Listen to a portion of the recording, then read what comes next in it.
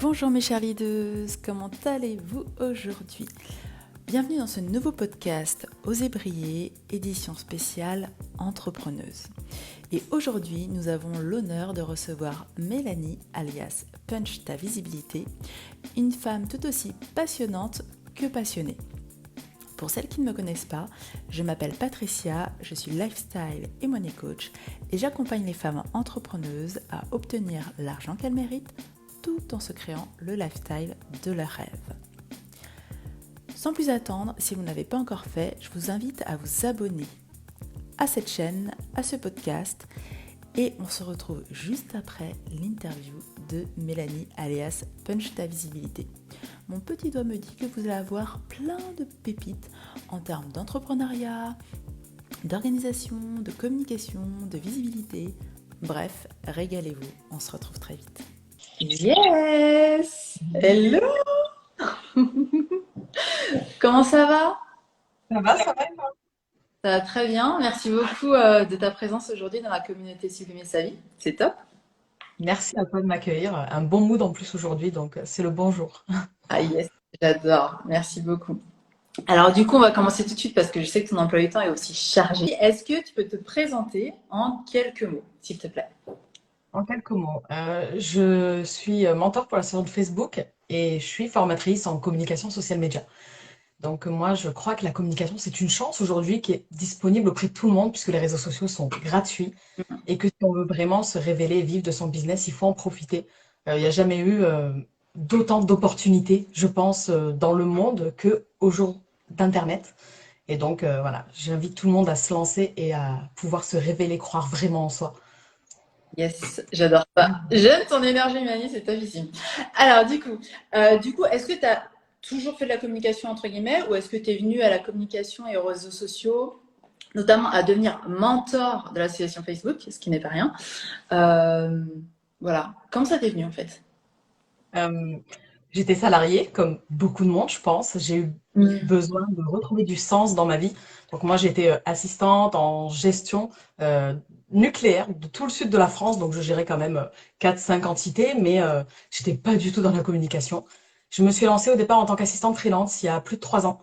Et D'accord. j'ai adoré communiquer pour moi. Et là, ben, il y a eu un tilt en fait. J'ai réussi à développer ce côté créatif, enfin pouvoir être moi sur les réseaux sociaux tout simplement. Et donc, je me suis formée énormément. Et comme je suis quelqu'un qui adore donner, j'ai proposé à plusieurs associations de pouvoir partager pour eux et de devenir bénévole, et notamment dans l'association de Facebook qui en fait partie, mais il y en a d'autres. D'accord. Et au niveau de la communication, alors j'entends que tu as eu un coup de cœur. Qu'est-ce qui t'a poussé réellement à te lancer dans l'aventure? Parce que certaines personnes, je pense qui peuvent nous écouter, parfois se disent, OK, ah ouais, ce domaine-là me fait vibrer. Peut-être que l'entrepreneuriat me fait vibrer et en fait, elles n'osent pas y aller. Tu vois ce que je veux dire? Ben moi, j'ai cette idée qu'en fait, la chance n'existe pas, hein, et qu'il faut aller se la créer. Et je me suis dit, qu'est-ce que je veux faire dans 10 ans? Et si je commence à activer des choses maintenant, peut-être que dans 3 ans, j'y serai déjà. Et c'est ce qui s'est passé. Donc vraiment, avec ce gros rêve de, OK, on fait un focus sur soi, qu'est-ce qu'on aime et qu'est-ce qu'on veut faire. Si on pourrait tout réussir, si tu pourrais tout réussir dans ta vie, vers quoi tu irais? Ou il y a aussi la question de, si tu n'aurais pas besoin de gagner de l'argent, qu'est-ce que tu ferais gratuitement? Hmm. Voilà. Et c'est Ça, ça ça va qui être m'a amené vraiment à cette réflexion, ouais. ah, génial. Et alors, du coup, depuis que tu as commencé l'entrepreneuriat, euh, est-ce que tu as eu des challenges que la majorité des entrepreneurs rencontrent? Comment tu réussi à les gérer? Du coup, qu'est-ce que tu as mis en place aussi? Parce que les clés, ça sert et ça permet d'accélérer. Donc, voilà, si tu veux Ouais, se... bien sûr. Bah, je pense que déjà le challenge, ça fait partie de l'entrepreneuriat. Le premier challenge, c'est évidemment de quitter un CDI très confortable, 13 mois 25, 10 semaines de congés payés, j'étais super bien quoi. Et donc je me suis lancée à mon compte avant, j'ai vraiment cumulé salariat et entrepreneuriat comme certains de mes collègues pour pouvoir me donner de l'énergie, me donner assez de confiance en fait. Et cette impression de sauter dans le vide quand on se met vraiment à son compte à 100% et qu'on quitte toute la sécurité qu'il peut y avoir. Et cette impression, je l'ai eu plusieurs fois en entrepreneuriat. Quand je me suis montrée sur les réseaux sociaux, la première fois, moi, j'avais une photo de moi, mais avec un filtre de dessin animé. Parce que j'avais du mal à me montrer. Mes premières stories aussi, mes premières vidéos, mes premiers reels. Voilà, à chaque fois que je fais quelque chose une première fois, c'est vraiment, c'est un combat contre moi-même en fait. La seule personne qui va me freiner, je me suis rendu compte que c'était moi. Et quand j'ai peur de quelque chose, ou notamment la procrastination, qui revient un petit peu, là je suis en train de changer mon format de contenu, donc je veux créer une nouvelle routine, et du coup la procrastination, c'est pas la flemme, c'est la peur en fait. Et donc moi je prends la peur comme un filtre et je me dis, si t'as peur, c'est qu'il faut peut-être y aller. J'ai entendu ça souvent, et je me suis dit, bon, on va essayer leur truc, hein, si ça marche pour eux, pourquoi pas. Et à chaque fois que je vais là où j'ai peur, boum, après ça débloque quelque chose et ça me permet encore plus d'avancer. Donc, il y a deux filtres pour la peur, c'est vraiment vers quoi tu peux aller. Et aussi, si tu as peur, par exemple, d'un rendez-vous client ou d'une presta que tu as rendue, c'est que tu t'es pas assez concentré dessus. Donc, tu sais que tu n'as pas fait tout ce qu'il fallait. Donc, voilà, il y a ces deux filtres de peur. Et pour moi, la peur, je l'écoute beaucoup parce qu'elle est là, présente tout le temps. Et le syndrome de l'imposteur ne disparaîtra jamais. Donc, en tout cas, c'est ce que je pense, Merci de vraiment. Je pense qu'il sera, toute ma vie, il sera avec moi, et c'est pas grave, en fait. Je l'écoute et ça me permet de revenir un peu sur terre, de pas me dire, ah, tu vois, j'ai réussi. Je suis comme tout le monde. Il faut vraiment que je fasse pour aider les autres, et donc j'essaye d'écouter aussi le côté que j'ai très solidaire. ça, Beaucoup, c'est beaucoup. génial. Tu as reçu des cœurs pendant que tu parlais notamment de la peur, de comment tu la gères. Ouais. C'est quelque chose de super important. En fait, tu as dit plusieurs choses. Je vais juste rebondir dessus. Alors, par rapport à la peur, effectivement, c'est un message qu'on nous envoie. Donc, c'est notre corps. Donc, à savoir comment on s'aligne après avec cette peur et surtout la traverser, passer à l'action, expérimenter. Et puis, le syndrome de l'imposteur, oui, alors, il disparaîtra jamais pour la simple et bonne raison que si on part du principe que des femmes comme Michelle Obama ont encore ce syndrome de l'imposteur, après ce qu'elles ont accompli, alors qu'elles sont médiatisées, etc., je pense que oui, on peut aussi se remettre à notre place en disant, bah, on est des êtres humains, ok, on a des émotions, et maintenant c'est comment on les gère, comment on va vers notre vision, vers nos objectifs, et comment on avance avec de plus en plus de fluidité. Et d'ailleurs, toi qui es passé à l'action, justement, tu as eu pas mal de premières fois. Est-ce qu'il y a eu des... Comment comment tu réalises que là, tu as passé un cap et que ça devient fluide pour toi, que ce soit la première fois en vidéo, donc deuxième, troisième fois, quatrième fois. Comment tu sais qu'après, c'est vraiment fluide? Hum, euh, Il y a ce côté, tu fais quelque chose et c'est dur de le mettre en place. Hein. Et après, si tu le fais pas, c'est dur. Là, notamment, je sais pas, quelqu'un qui a du mal à programmer ses postes, quand il fait pas, il se sent mal après. Alors qu'au début, il se sent mal de le faire. Et donc, c'est là que tu te dis, OK, j'ai passé un cap, parce que si je le fais pas, ça fait partie de moi, de mon quotidien, en tout cas, de mon business. Donc, si je le fais pas, je me sens mal, au lieu de si je le fais. Donc, l'action permet, l'action répétée, hein, c'est vraiment la mise en action. En fait, il y a le moment où on s'initie à une activité qu'on connaît pas. Après, on se met en action et on va essayer de tenir. Et c'est le fait de tenir qui permet de passer ça du côté fluidité, on va dire. Et après, ça nous manque, quoi. J'adore comme ça. Bah, après, ça nous manque. Donc, du coup, oui, la communication et les posts, c'est top. Et du coup, parce que tu es quand même une experte hein, en communication, je sais que dans la communauté Sublimer sa vie, il y a des entrepreneurs, des entrepreneuses qui souhaitent mettre en place leur communication. Est-ce que tu aurais la grande générosité de nous partager quelques tips, s'il te plaît, aujourd'hui? Bien sûr, avec plaisir.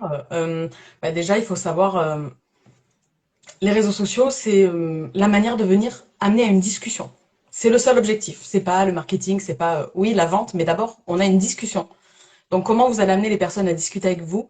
Et il faut mettre des petites choses en place comme un profil optimisé, une belle photo, une promesse de transformation qu'on va mettre sur sa bannière, comme tu l'as très bien fait dans ta bio, par exemple, où voilà, tu promets aux femmes de développer leur leadership.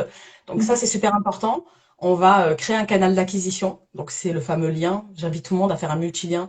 Moi, je l'ai fait sur mon site web, mais ceux qui l'ont pas, mes stagiaires, on le fait en fait sur Linktree ou ManyLink, des choses qui sont super connues.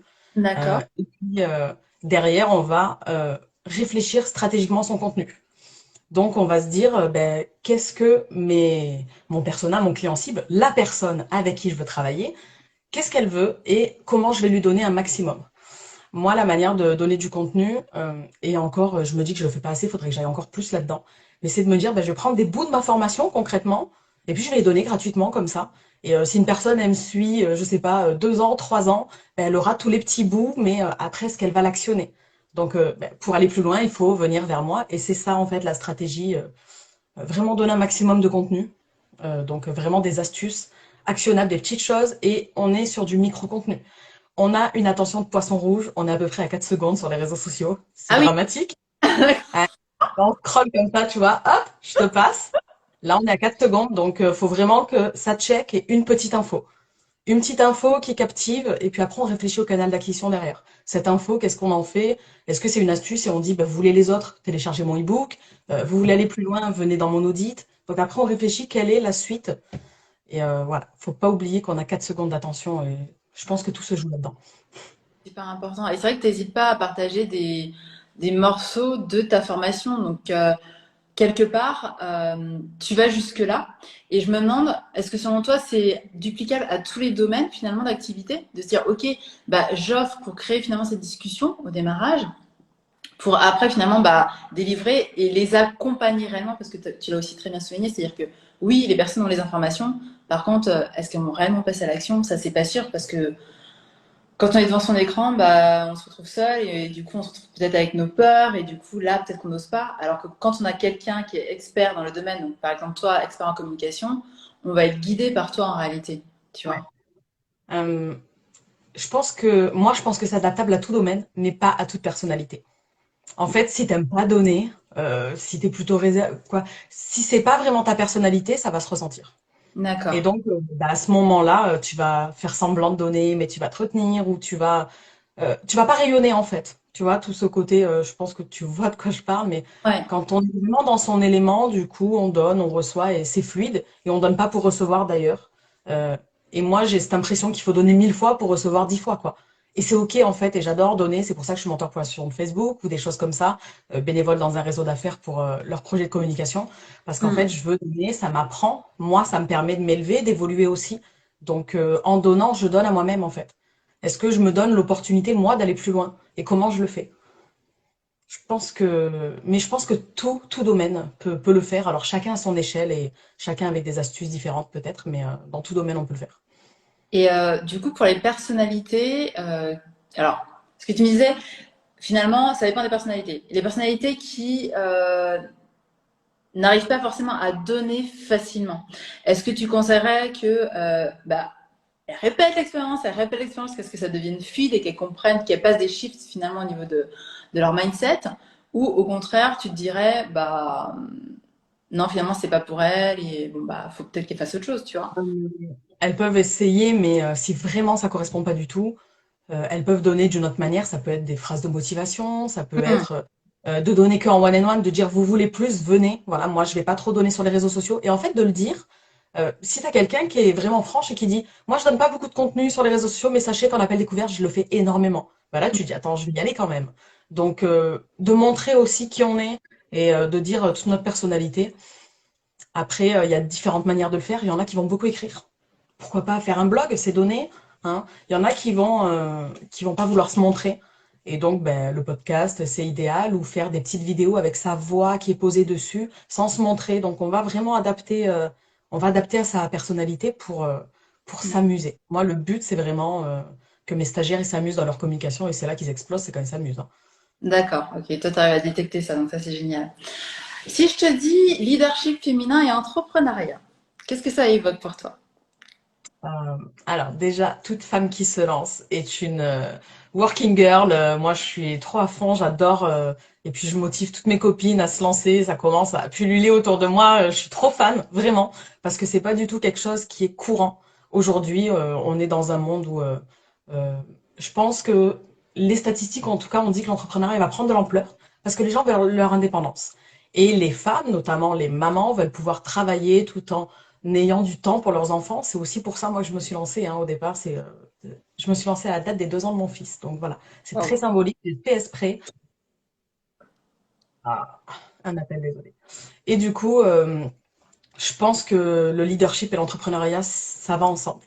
Sans leadership, on peut pas entreprendre ou en tout cas, on va pas le faire comme il faut et on va pas réussir. Et d'ailleurs, si on n'a pas confiance en toi, en soi, on va pas donner confiance aux autres. Hmm. Ça va se ressentir, c'est pareil, c'est le rayonnement et du coup, ben, on va moins réussir à avoir des partenaires, à avoir de clients. Et donc, on va, si on se dit, On se répète, je suis pas bien, je suis mauvaise, de toute façon, je sais pas vendre, je sais pas faire mon travail, il y a toujours meilleur que moi. On va se le prouver à soi-même, Ça va de soi. On attire, hein, clairement. clairement. Donc, alors, moi, j'ai une petite question assez curieuse, en fait.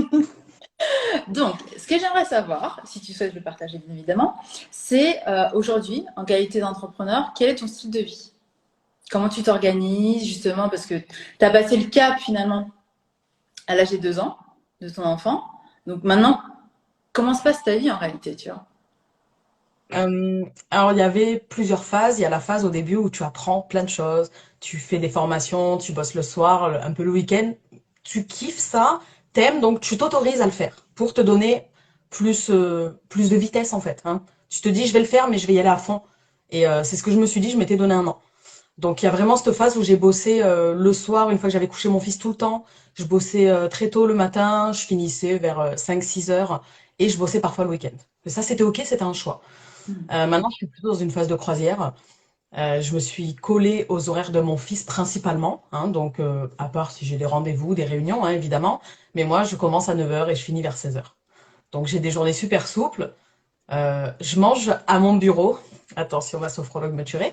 Je mange à mon bureau, elle m'a dit que c'était pas bien. Et j'écoute des vidéos de motivation pendant que je mange, pour me booster et tout, voilà. Parce que ma journée, elle est très condensée et j'arrive à sortir plus de travail en moins de temps, parce que je le sais que j'ai moins de temps déjà. Donc je pense que ça, c'est important.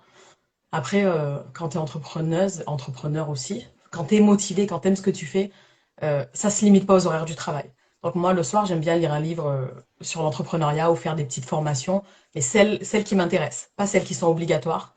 Je vais le week-end, pareil, je vais toujours avoir des idées, des trucs. Je vais prendre mon téléphone, je vais noter des petites choses. Donc ça m'arrive très souvent. Mais je considère pas que c'est du travail, ça. C'est la question que j'allais te poser justement. Parce que certaines personnes, je pense, peuvent considérer ça comme du travail, alors que c'est plutôt des choses qui nous animent. Donc en fait, on le fait naturellement et donc pour toi, c'est pas du travail. Non, pour moi, c'est pas du travail. Autour de moi, les collègues l'ont compris, mais hier, on était en train de manger à la maison avec des collègues et puis j'avais mon petit kit oreillette qui était calé là. Ils disent, qu'est-ce que tu fais en appel? Je dis non, en fait, j'écoute une masterclass. Je dis, j'écoute une concurrente, c'est pas une concurrente, mais j'écoute d'autres personnes et je dis, t'inquiète, c'est juste pour me tenir informée, quoi. Parce qu'il y avait pas de replay, et voilà. Et, ils étaient là, ils étaient choqués, mais je discute avec eux quand même, hein. Mais voilà, j'aime bien, j'aime ça vraiment et moi, si je me donne du temps, je vais aller plus loin, donc je me le donne ce temps-là. J'ai pas envie de le faire sur 5 ans. Et le même travail qu'on fait sur 5 ans, je pense qu'on peut le faire en un an. Ah, ça, c'est intéressant de le souligner, tu vois. Pour les femmes qui écoutent et qui disent, ouais, mais non, du coup, je verrai ça plus tard, ou je me mets un objectif à 10 ans.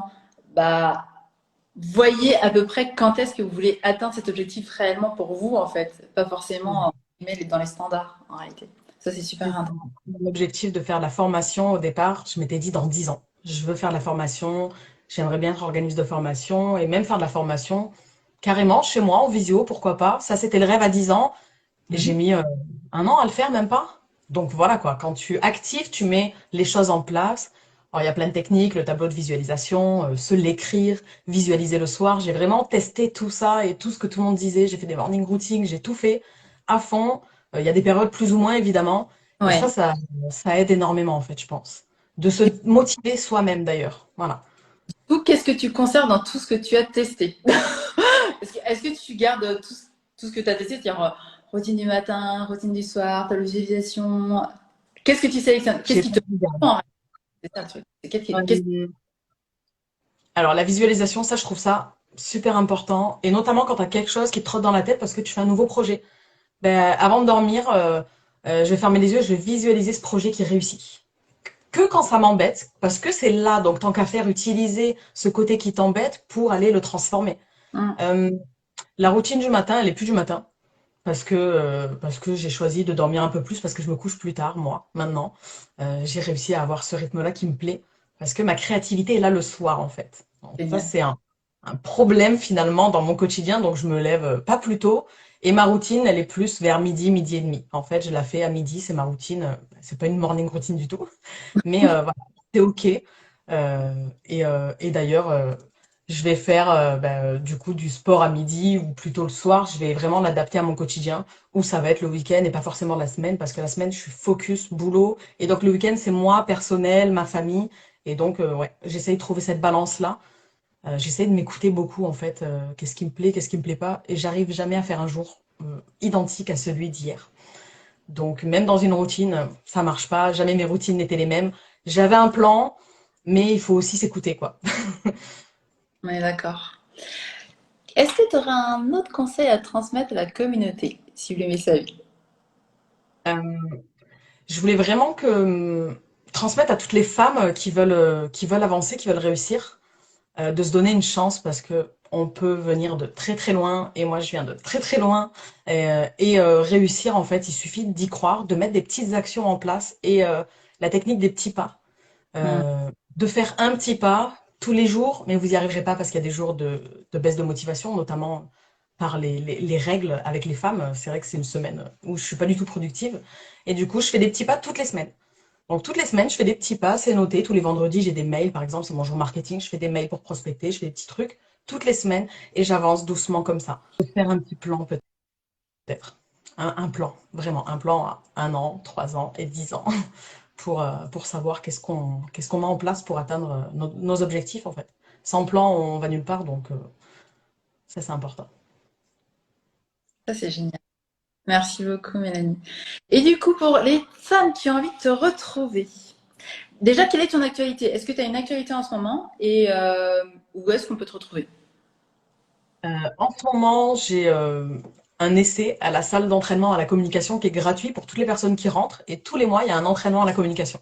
Moi, je trouve ça Génial. génial d'offrir un maximum d'opportunités. Donc, il y a des gens qui sont dedans et qui ont pris l'abonnement. Et puis, il y a les nouveaux qui vont venir tous les mois un petit peu ponctuer cette salle d'entraînement. Donc, j'adore. C'est une salle virtuelle puisqu'il faut savoir que la boxe fait partie de mon passé.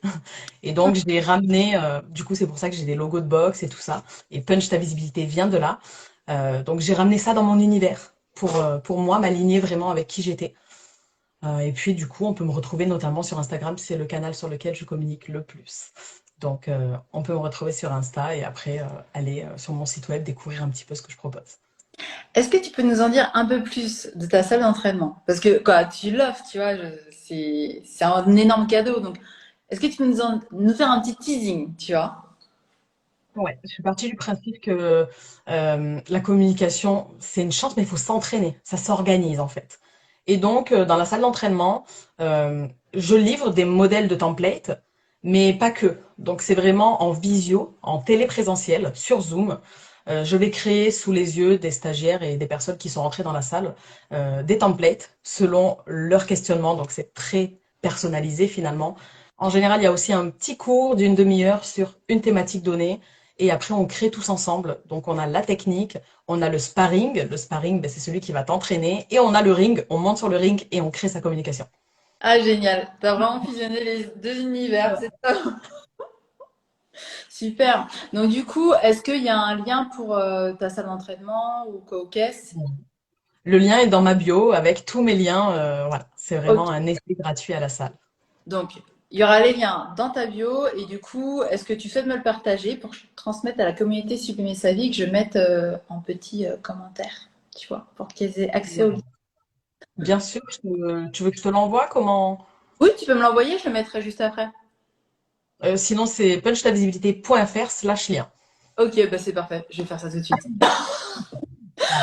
En tout cas, merci beaucoup Mélanie pour ta présence et les conseils que tu nous as donnés aujourd'hui. C'est vraiment génial Et ici. toi, pour ce que tu fais pour les femmes, je pense que tout le monde a besoin de quelqu'un pour juste pour la soulever un petit peu parce qu'on n'a pas besoin de beaucoup. On a tout en nous en fait.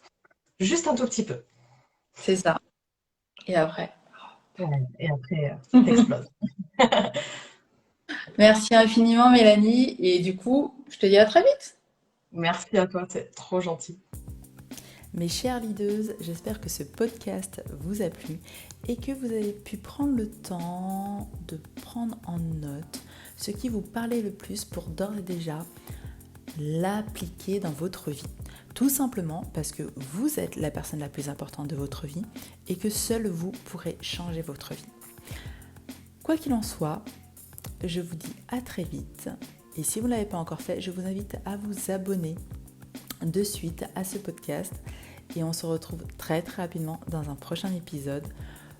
Édition spéciale leaduse, édition spéciale entrepreneuse ou conseils et stratégies pour vous permettre d'obtenir l'argent que vous méritez et de vous créer le lifestyle de vos rêves?